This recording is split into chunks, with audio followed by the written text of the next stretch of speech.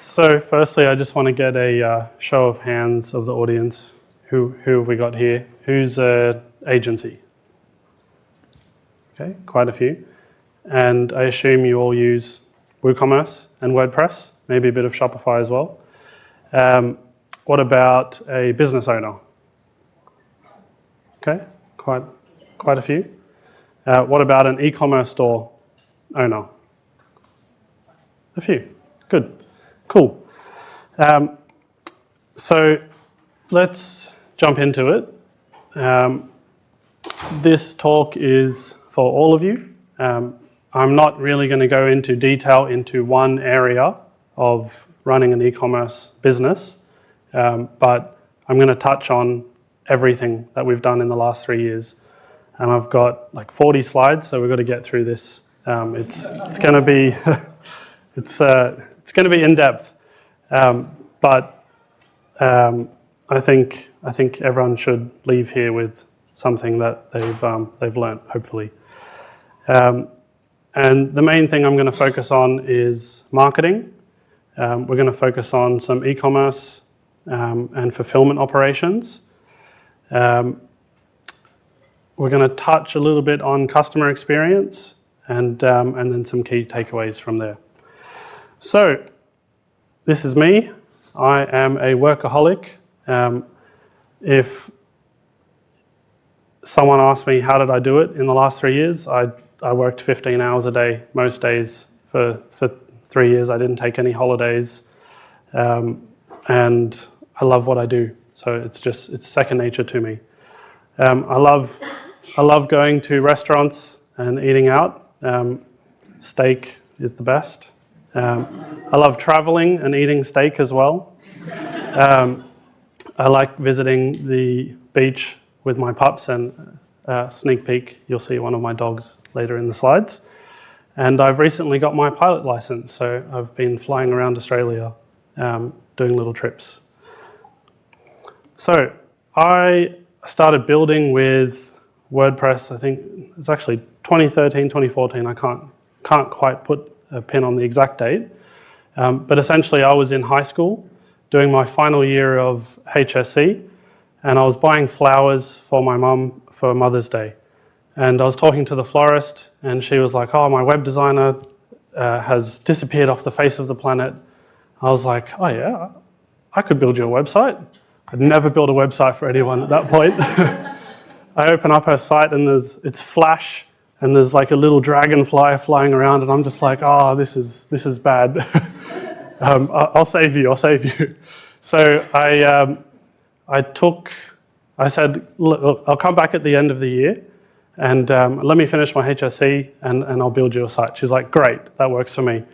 So I spent the rest of the year not doing my HSC, but learning how to build websites, taught myself, went through like Drupal, Joomla. I was like, put that stuff aside. Found WordPress, found WooCommerce, and actually she said to me, she goes, you were the most expensive quote that I got, but you have an honest face, so I went with you.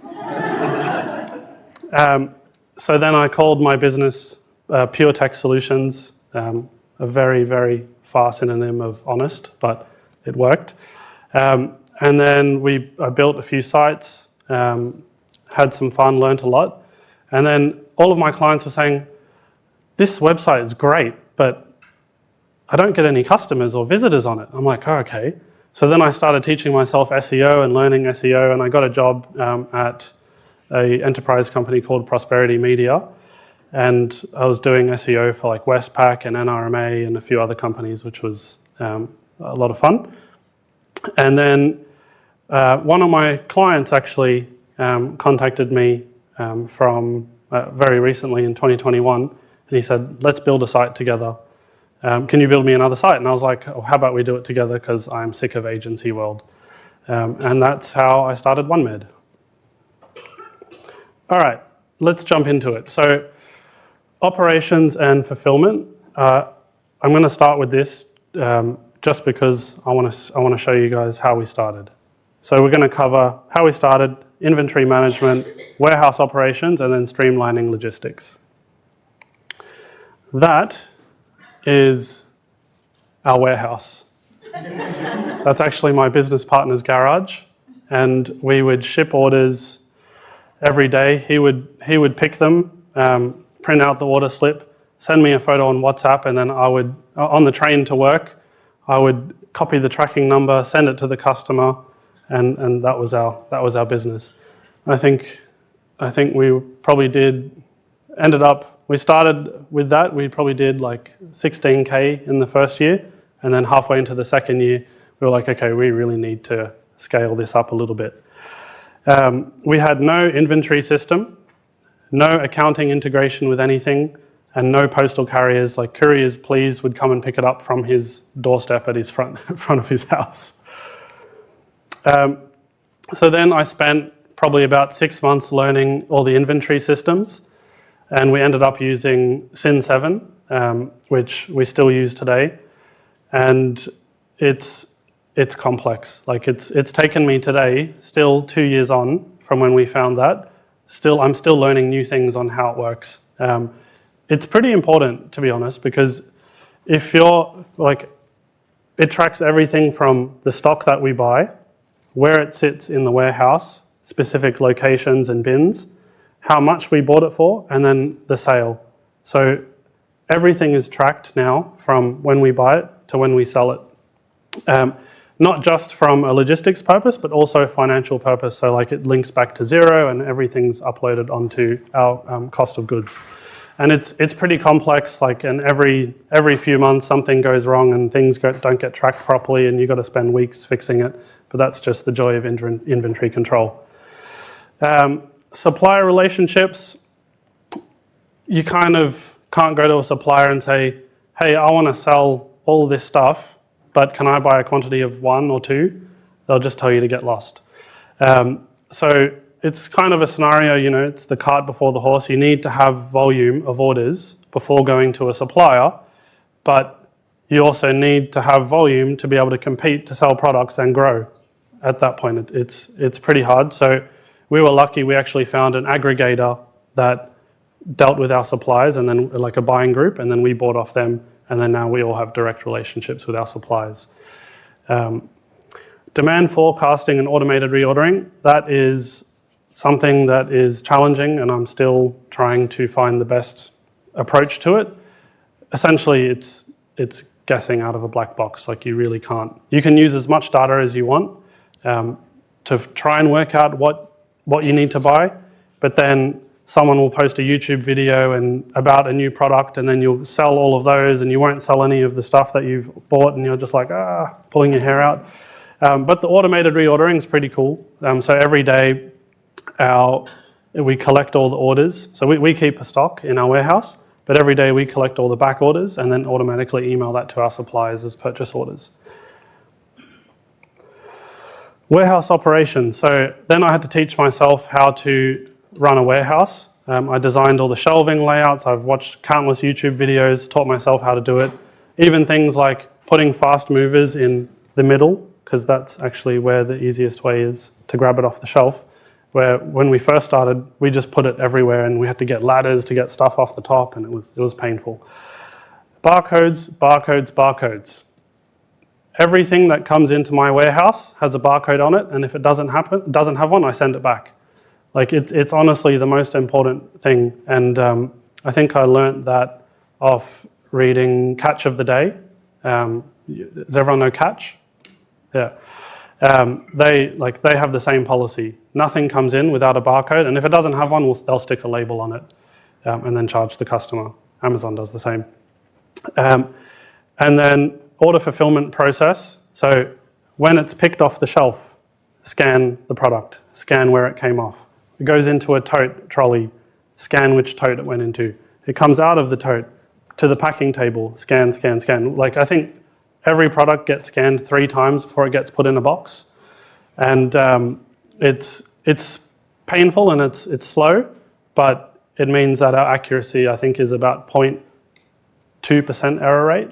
So it's not too bad. And then audit trails. So if a customer says, hey, I didn't get the right item, we're like, really? It's been scanned 4 times. Like, how's that possible? And then we go through and we see someone scanned an item but then put it in the wrong tote. So it still happens. but at least you can track the point of where it happened, check on the security cameras to verify that, because the customer could be lying, but we could have also made a mistake. Any questions on, there's a few different topics here, so any questions on operations and fulfillment? So what are your products? What in the real world, what's the product? Yes, we sell CPAP machines and sleep apnea. It's pretty boring. But it's, I use one myself actually. It's What model do you sell? What type of CPAPs? all of them, every brand. Okay. Yeah. And just those, or have you got other medical products as well? No, we do other medical products, but the main thing is CPAP machines. Yeah. Just the context. Yeah. Any other questions? Do you drop ship it or? No, we have our own warehouse. Okay. Actually, I'll show you. Oh, hang on, I forgot a slide. And then streamlining logistics. So now we have accounts with AusPost. They come and pick up from us daily. We make sure our warehouse location is actually close to our main supplier, but then also close to AusPost distribution center, because we'll get an order, they'll come pick up from us at 3 p.m. It will be on a truck by 3:30, and then off to interstate by 4 p.m. Like it's pretty good. And then sustainability initiatives, so like we've trying to do environmentally friendly packaging. We don't use any plastic tape, we use paper tape, things like that. That is our warehouse now. So you can see every single bin on the shelf has a barcode and a location. Like it's alphanumerical order. It's pretty streamlined at the moment, but there's always more you can do. Yeah. Any other questions on warehousing, logistics before we move on? Are all the products roughly the same size? No. The picture there, they're all roughly about the same size, but then we've got shelving with like bigger gaps and smaller gaps and more bins and across here. Is it a single warehouse or multi-warehouse? We have a single warehouse at the moment, but we're looking to do multi-warehouse in the future. We're deciding whether we should open a second warehouse or use like a third-party fulfillment, but I think when you go down the third-party fulfillment road, it's you're giving the control to someone else. So if a customer's like, I really need, like especially with health products, I really need this delivered tomorrow. Can you please make sure it's delivered tomorrow? You send it to the logistics company that has your third-party warehouse, and they just put it into the queue, and it might come 4 days later, you know. So I think having control and having your own warehouse is really important. Okay, so on to the website and the WooCommerce side of things. Everyone knows WooCommerce, or everyone knows Shopify. Everyone here knows WooCommerce. And we took quite a bit of analysis into which one we should use. We also considered Magento and BigCommerce and a few others. We decided against Magento, I think just because of the sheer cost of setting it up. But I think it is a pretty good e-commerce platform. And the same with now Commerce Tools, which is another pretty decent e-commerce platform. A lot of businesses are built on Shopify, but the main reason we chose WooCommerce over Shopify is because of the flexibility and the adaptability that you can build into it. For example, in Shopify, you'd have no control over your custom post types or taxonomies, other than creating a category or the name of a category.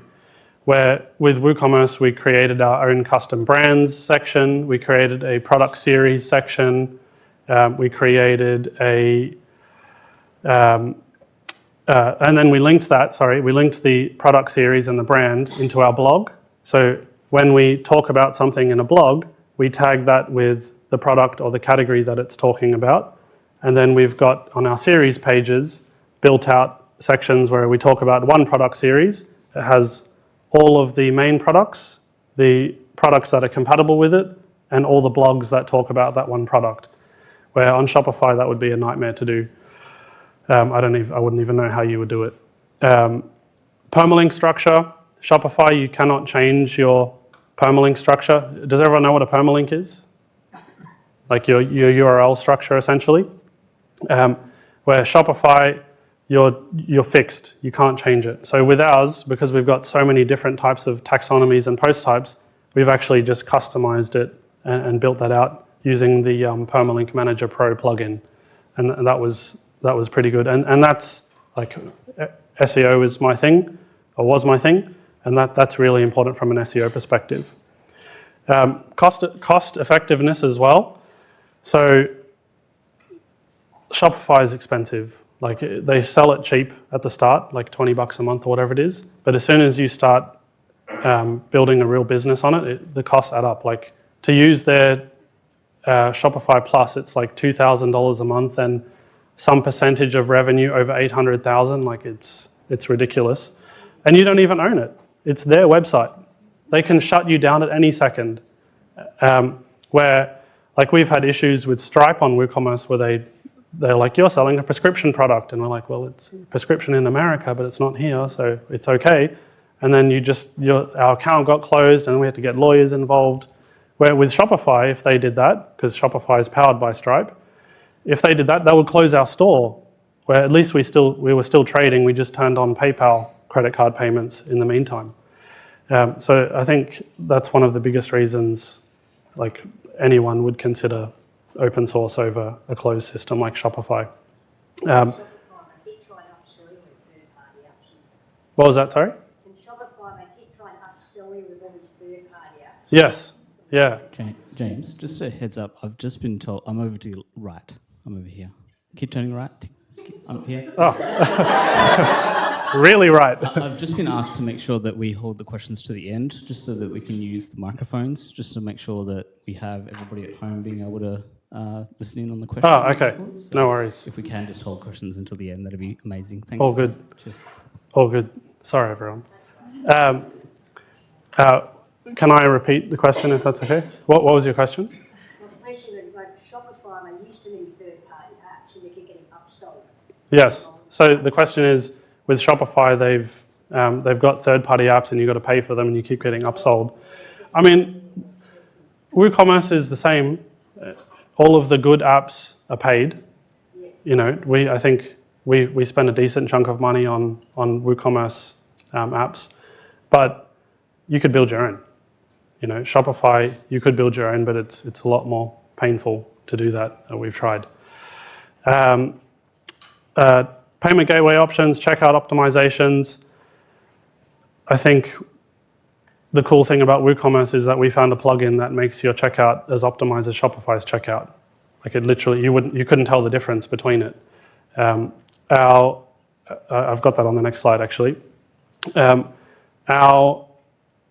Shopify has spent billions of dollars literally optimizing their checkout. And if Shopify's powers a decent percent of the e-commerce internet, I don't know the stats, you know, you would think that it's optimized for conversions. So we just found a plugin, to your point, we found a plugin that makes your checkout look like a Shopify checkout, because the WooCommerce checkout, the base WooCommerce checkout is not that great. And integration capabilities with other tools. I think WordPress is pretty good with that. All right. WooCommerce has some downsides too, and I think Shopify does them very well where WooCommerce lacks. For example, specifically on the order statuses, and I guess these are more business management type of things rather than customizability. So with Shopify, you have a status for payment, voided, pending payment, partially paid, fully paid. Fulfillment has its own status, so unfulfilled if no items have been fulfilled. And this goes down to the fourth point there, Shopify has tracking per product, not the order. All of the tracking plugins for WooCommerce that we've looked at, it's a tracking number for the order. It's not actually which product was shipped. So when we partially ship an order, and we found one plugin, but it didn't work so well. When you partially ship an order, the customer's like, well, what's being shipped to me? Where on Shopify, it sends these 4 items are being shipped to you out of 8 items in your order. And their email templates have that built in as well. Then they've got a delivery status as well. So if the tracking's added, how many tracking numbers, and all of that's linked to the customer. I think the Shopify app is a lot better from a business management perspective. WooCommerce, you can't even use the app without Jetpack, which we don't even use. Payment methods and invoicing is better on Shopify. So, and that links back to the payment status. When we try and mark an order as paid on WooCommerce, the order is paid, and you can't actually say only $50 out of this order has been paid. And the tracking and the payment ID doesn't link to everything. It's a bit annoying. But the upside of WooCommerce is as it becomes more annoying, we can customize it and build that out. And we actually found this second last point here, more marketing integrations available on Shopify. Like, we contact the best marketing, or like Klaviyo or those type of apps. A lot of them don't actually even have a WooCommerce integration. Like, they only make it for Shopify. And going back to the question earlier about the cost, Shopify extensions are actually incentivized to build on Shopify because they get a discount or a referral for every one that they sell, where WooCommerce is not. You don't get anything unless you're selling it yourself. And then everyone knows this one. I am so nervous every time I press update. I'm like, please don't break. Even if it's on staging, please don't break, please don't break. And then even if the update goes okay, another plugin or the theme might break. So I think to sum it up, Shopify is better as a business owner, which I've never really had that experience as I've built hundreds of WooCommerce sites for clients. I've never really had the experience as being the business owner side of things. I always thought WooCommerce was the best. Why would you use everything else? But now that I've been on both sides of that coin, I think if I'm running a business, I would rather use Shopify. So trying to explain that to a client and the downsides of WooCommerce from that perspective, it's pretty expensive to build out all of those custom features on a WooCommerce site that Shopify does already. All right, so in building our site, we were very quick to go to market. So we started with a very just a free theme, and then we didn't spend any money on it. I built it myself. We did a quick product analysis, looked at the market, who's selling it already, what sites they're built in. And the funny thing is, all of our competitors are in Shopify. And Shopify, if you go to the JSON file, you can download all of their products, all of their data, and all of their images. So I just made a script that downloaded everything from all of our competitors, combined it all together, and uploaded it into my site. And that same feed that you use for Google Shopping, I've locked it on my site, so no one can do it. No one can do it to me. And designing the permalink structure, I touched on that earlier. So we use that, category structure, looking at what our competitors are doing, and then we put that into ours, and I built that from day one. SEO, everyone knows that SEO takes time. So designing that from the start mean that we could start doing our link building, and I'll touch on that later, without actually having to redo our structure later on. So then, 5,000 products that we uploaded. We currently use the Generate Press theme and the Checkout WC plugin to mimic the Shopify checkout. And one cool tip is, through Stripe now, you can actually offer every single buy now, pay later service just by turning it on without having an account with them. And that's a pretty good competitive advantage that we had. Our technical infrastructure, hosting, I've hosted my own sites on my own server. I don't want to touch it. We've been with, they can't be named, and Kinsta and a few others. I feel like it's so critical to get it right, and I've got a picture of a brick and mortar store there. people spend how much money on rent, and this is what I said to my clients during sales pitches. People spend how much money on rent and shop fits, but don't want to spend more than $50 a month on hosting. It's so important to get your site speed going as quickly as possible. Currently, we're just using a custom-built Wordify plan, and our site is screaming. Backups, recovery, it's really important to have that. But the thing with an e-commerce site is you can't test it on staging and then push it to live because you've had orders come through at that time. So unless you want to go through and try and work out a way so the database doesn't overwrite certain sections, I don't want to get involved. So we test it on staging and then redo those same updates on production. All right, so on to, I guess, the growth side of things and the marketing side of things. So we'll go into, firstly, we started from the bottom of the funnel. Does everyone know what a marketing funnel is? So, like, bottom of the funnel is people who are ready to buy.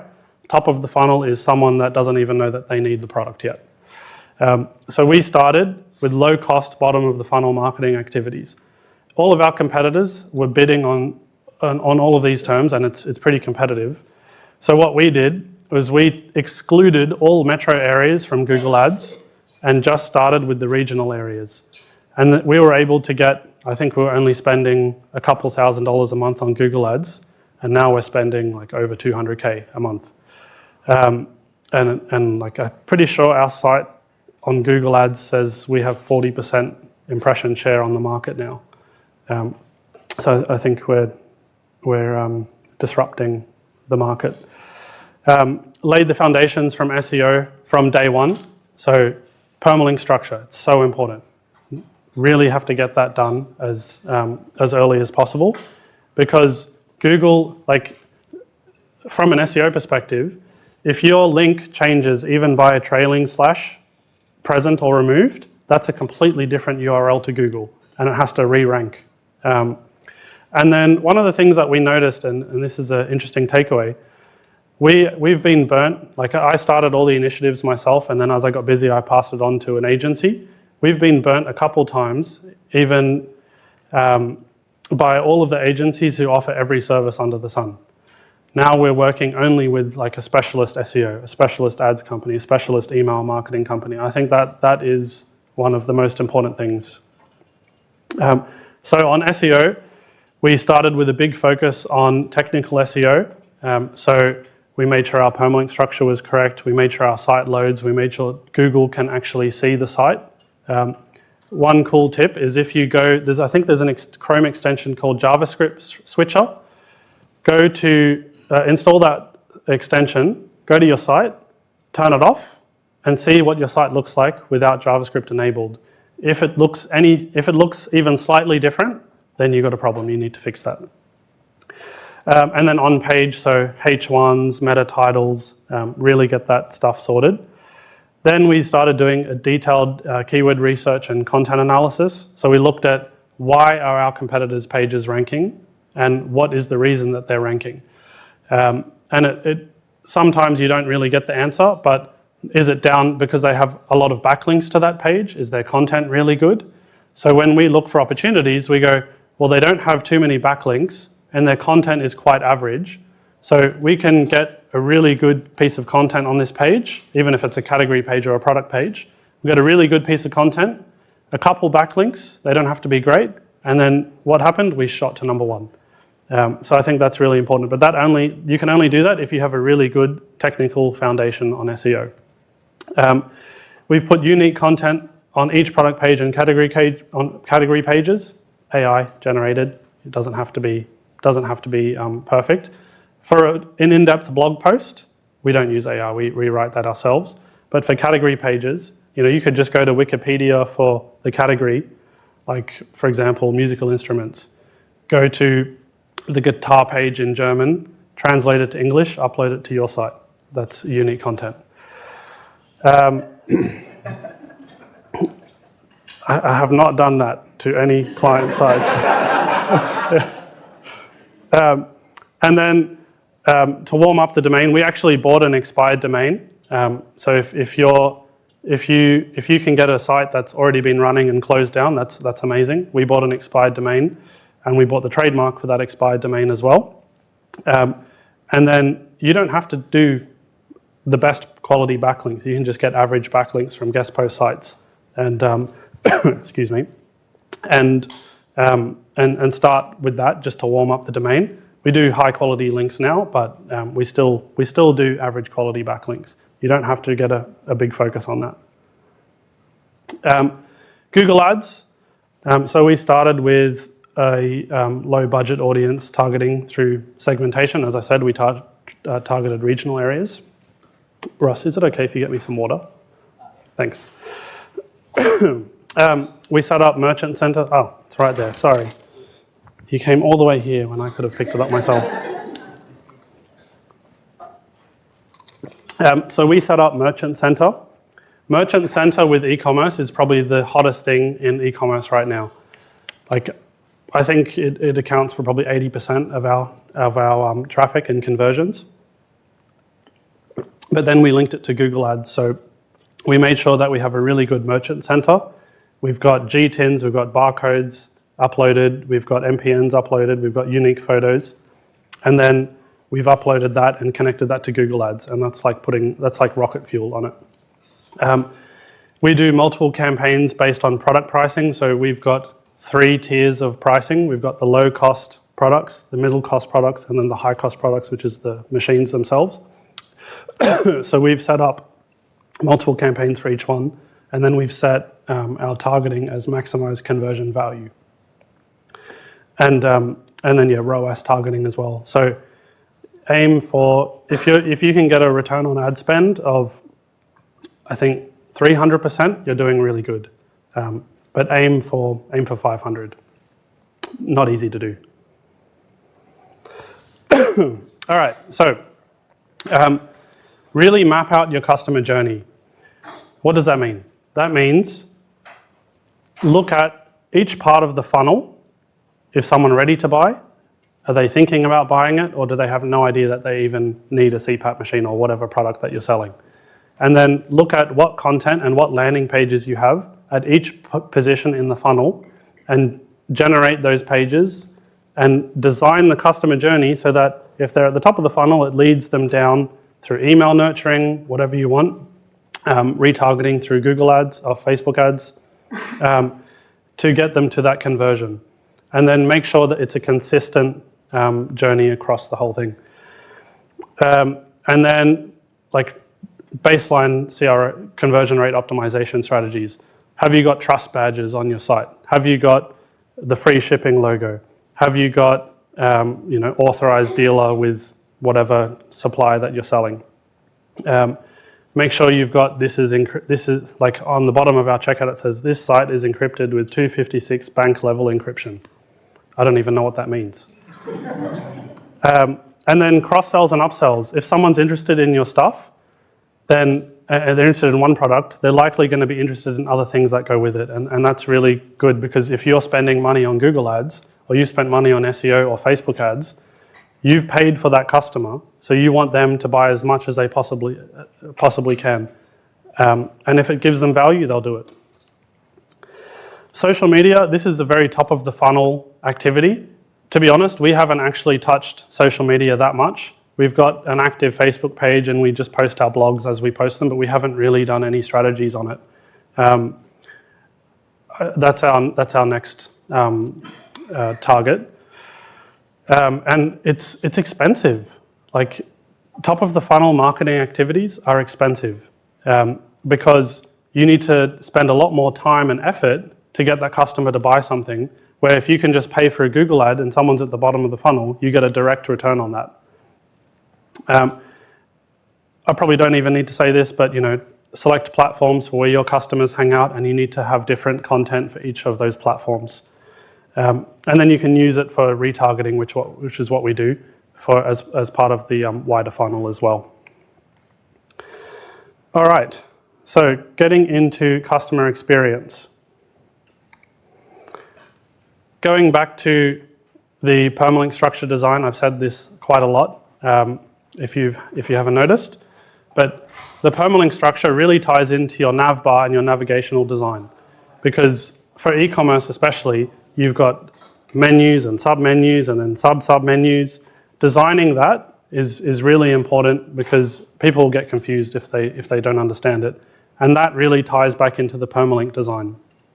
Customer search should be front and center. You could use tools like Algolia to have a nice search experience. The WordPress search is pretty slow, and you need to get Redis caching for it to be even remotely fast. And it's a sales tool. So if someone's searching for a product and they see a product and then the blog for the product, and they click on the blog, you actually know that they're not ready to buy that. So you can work out where they are in the funnel, and then if they're viewing that blog, and like Klaviyo tracks this, if they've viewed that blog, then you could put them in an email sequence to nurture them to buy that product. For example, if they look at like a travel section on our site. All of our competitors, their product pages are so cluttered. I get confused when I look at it. I'm just like, what do you want me to look at? Really simplifying that. And a funny story is, we, quite a while ago, when I thought I was the best marketer ever, which I'm still not, I was like, all right, I'm going to get this product page and I'm going to turn it into a landing page that you click on a Facebook ad and they have a whole bunch of text and you sign up for the course at the bottom. Everyone knows what those are. I made the product page, because it was a high value product, as close as I could to that landing page. Conversions dropped off the planet, like completely off. So customers know what a product page looks like on an e-commerce store. Just keep it simple. Keep it like a normal product page. You don't have to get complicated. And then really ensure that you've got visual consistency across the website. So, sorry.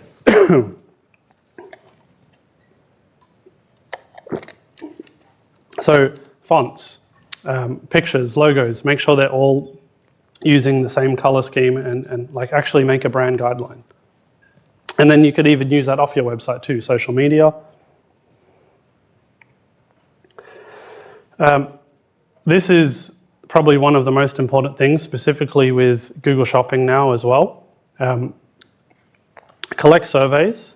Like there's tools you can, I can't remember which one we use, but you can sign up for tools that collect reviews, and then they have surveys built in. And they'll actually help you and work with you to design those. You don't really need to find an agency or someone to do it for you. Then you can incentivize with offers. So, like, I mean, officially you can't do it. It's against like review collection terms. But give them 10% off their next order if they complete your survey. It's a very cheap cost for that, and you're also ensuring that they come back and buy from you.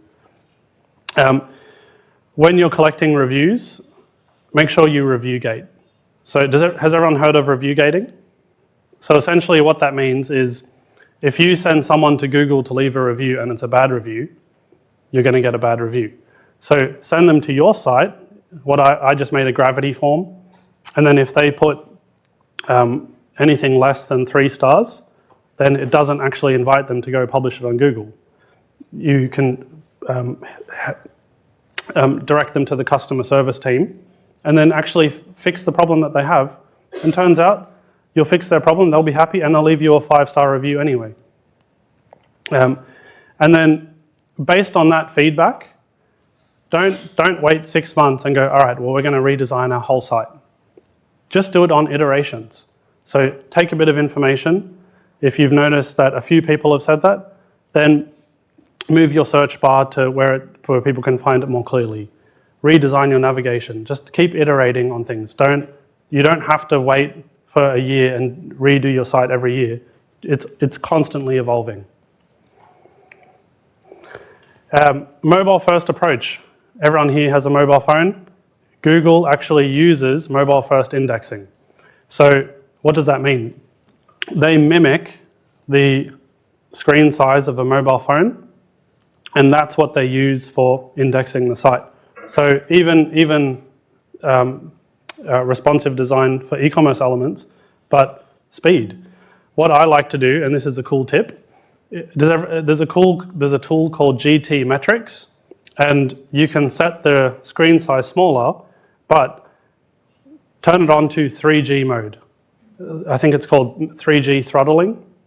What that does is that mimics a slower connection speed, and that's actually what Google uses when they're looking at your site. And then I talk about user testing on the next slides, but look at your heat maps and session recordings with like Hotjar. I think actually Microsoft Clarity, they give you free heat maps and session recordings. You don't even need to pay for it. But look at them on a mobile device. Don't look at it on a desktop device because your customers are not on a desktop device. One of the cool things that we've done is we've got round-the-clock support, which it's not 24/7, but we're directing people from, especially support, from our phone lines to live chat. So if you actually call our company and you press 2, 1 for sales, you talk to someone within business hours, 2 for support, it hangs up on you and says contact our live chat or email. Like you can't talk to anyone because, especially with e-commerce and the customers calling about a problem, most of their problems are you need to actually look at a few different pieces of data before you can help them. So you've got to go to the shipping system. You've got to go and see, has their product been shipped? Is it AusPost's fault? Is it our fault? Did they receive the product but it's faulty? So getting pictures and having a form and putting everything, like we put everything into Airtable is really good from an operational efficiency point of view. We use live chat. I think it's actually called live chat. That's the best live chat plugin. And we have real people on it. We're looking at starting to filter with chatbots and AI for just normal questions like, oh, I've got, where's my order? Okay, well, and this is one of the things Shopify does. Their chat has that built in. So if someone comes on and says, where's my order? It says, here's your tracking number if there's one available.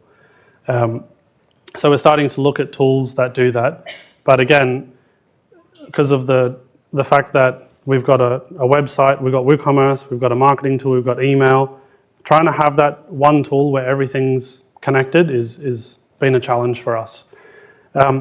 Email sucks. Email sucks, everyone knows it. So what we did was we looked for a tool that has two-way Gmail sync, and that's the key, not all of them offer that. And then collaboration between agents. There's a few, there's like Front App, I think is one of them. Missive is what we use. It's just basically an email client, and your agents can collaborate on an email. So there's like chat within email messages. It's pretty cool, and it's two-way email sync. All right, so data and analytics is probably the most important part when you're looking to scale, and the more integrations that you have between systems, it means you're collecting more data and you can make better decisions. We use Hotjar and Microsoft Clarity for,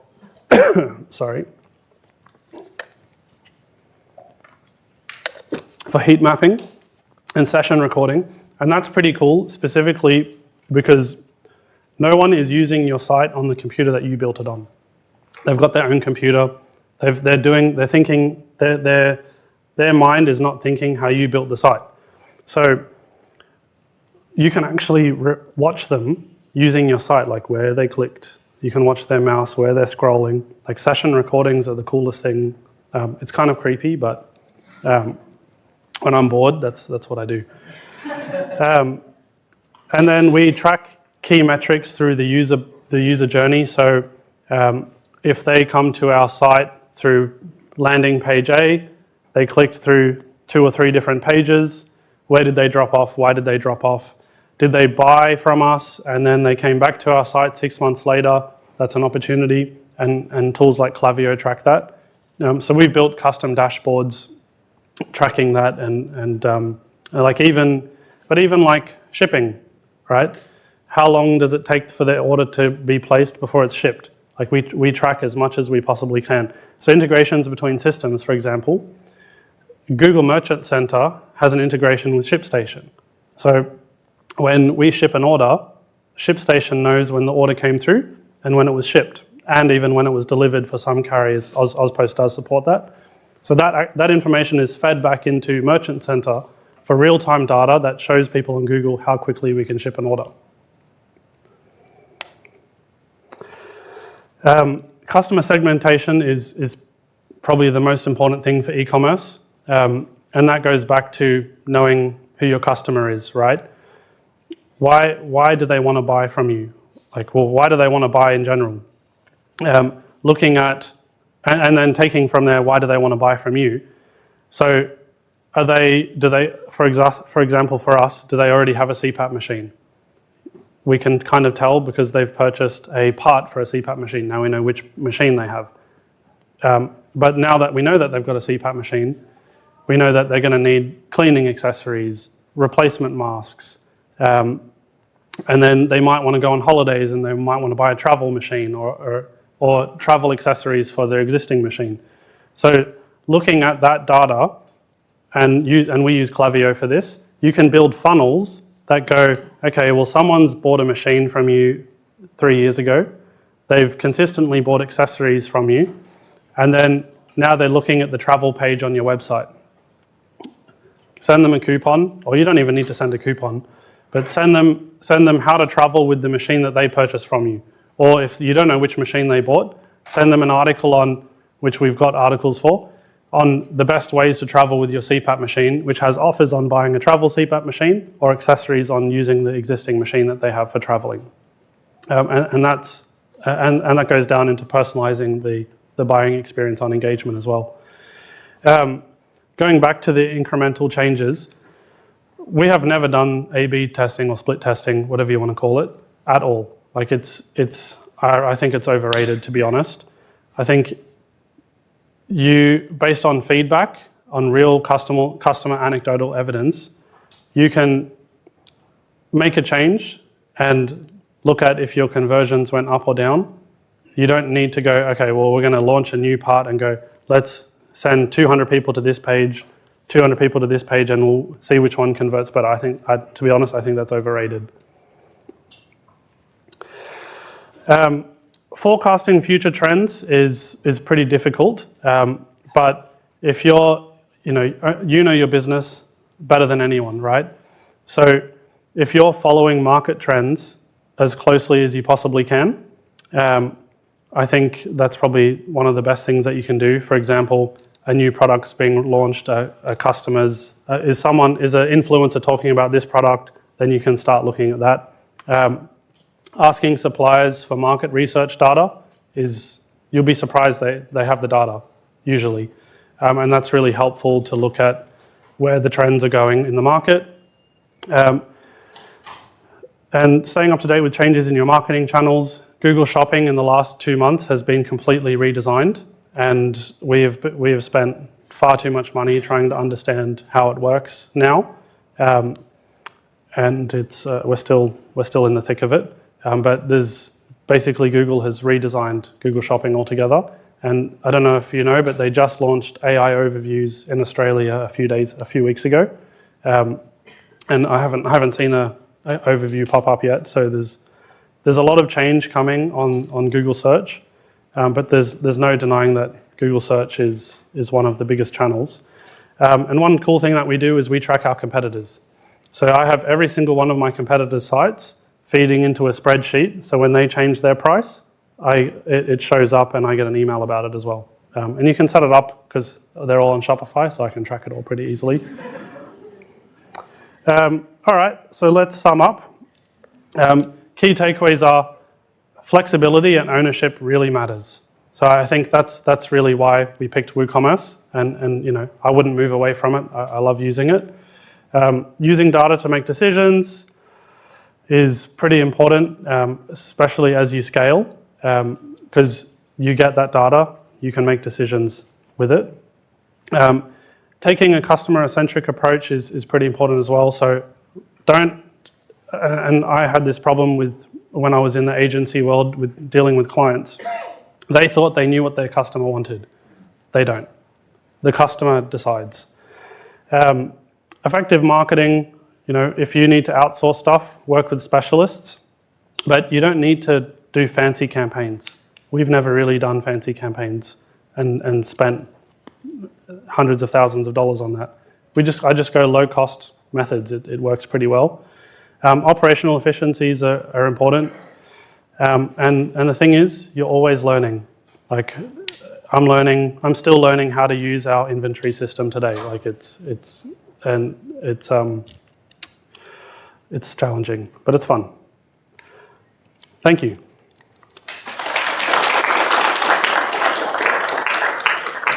I think we've got a bit of time for questions. I definitely learned a lot. Thanks for that. Who else got value out of that talk? Amazing. Good to see. So we've got a microphone here, and a runner. So we'll get some hands up in the air if we can. Right, any questions? So we've got one here.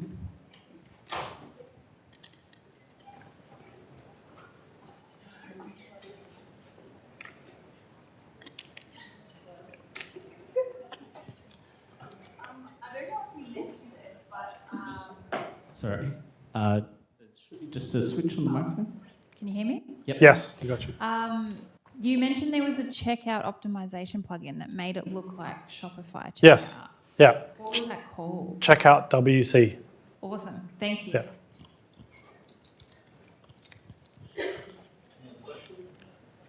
Questions, guys? As you alluded to a few times, the whole issue of updates causing the system to kind of collapse and crash and things, and when you've got themes and plugins and Woo and all that. As an e-commerce business, that's what you rely on. How do you deal with when you have got those system crashes that actually do cause it to go down for a bit of an extended period of time? Yeah, I mean, it's no secret. It happens pretty often. You'd be surprised. And I think, like our site, we have 100 plugins installed, which people look at it and go, holy, I won't say that. It's a lot of plugins and there's a lot of dependencies. So the first thing that we do is we always test it on staging first. And the funny thing is, it's always the plugins that you don't think will cause any issues that cause the most issues. So I'm like, oh yeah, this one's fine. I've updated it heaps of times before. Update, whole thing crashes. Oh, damn it. So we test them on staging. A lot of the other painful thing is a lot of the staging environments don't give you the same amount of resources as your live environment, and that's one of the things that we've really spent a lot of time doing, because if it's under-resourced, at one point we couldn't even load our staging site on one of the managed hosts just because it would literally 500. We couldn't even load it. But things time out and you might not actually catch an issue that would happen on your production site. So we test everything on staging, but really you got no choice at the end of the day. Even if you test it on staging, you can't test everything. So it's the most common thing for us is our payment methods go down, and it's painful. There's nothing you can really do, to be honest. You could test every single thing, but it's so much time, and there's so many plugins that have updates every day. It's not feasible to do it. I could sit here and tell you test everything, but it's just not feasible. So when it does happen, I don't get any sleep until it's back up. Question down the front here. Hi James, brilliant presentation, thank you. No worries. How much of the success do you think was tied with the good fortune of pairing with a mate who had sleep apnea products? If you'd have decided to go with down sleeping bags and, camp stoves, do you think you'd be telling the same story today? My mate actually didn't have anything to do with sleep apnea. He's a pharmacist, but he's in the medical field. I think he couldn't do it without me. I couldn't do it without him. He knows nothing about the digital world. I knew nothing about the health world. But I think if you implement a lot of the strategies here, you can do it with any product. It's all about, I guess my advantage was that I didn't have to spend thousands and thousands or hundreds of thousands of dollars on building a site and doing my marketing strategies, outsourcing the marketing strategies to agencies who usually, like especially with marketing agencies, give your job to a junior who's 2 years in or a year in.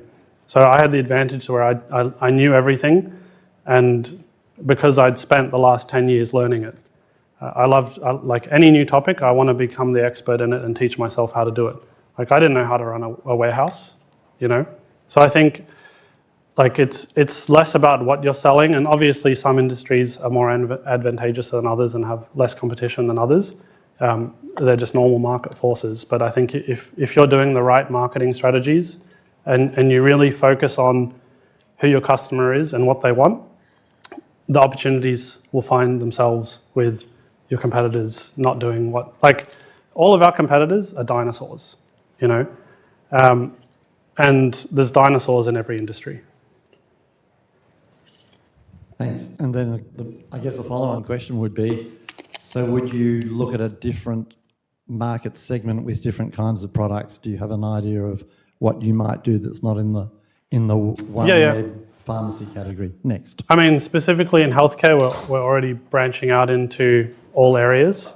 I don't want to go into too much detail on that because it's still in the early stages, but we're going into all areas. But like I was talking to my barber the other day, and I'm setting up him an e-commerce site, and I'm going to start selling that. You know, so I think it's less about the product and more about the strategy behind it. All right, is there any other questions at all? Probably got time for one more. Yeah, one at the back. Just gone up to 3:30 or just before it. Was I on time?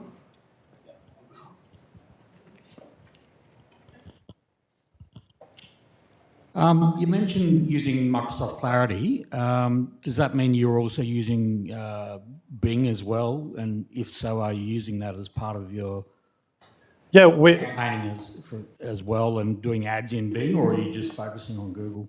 No, we're not focusing on Google at all. It is our focus, primary focus, but we run Bing ads.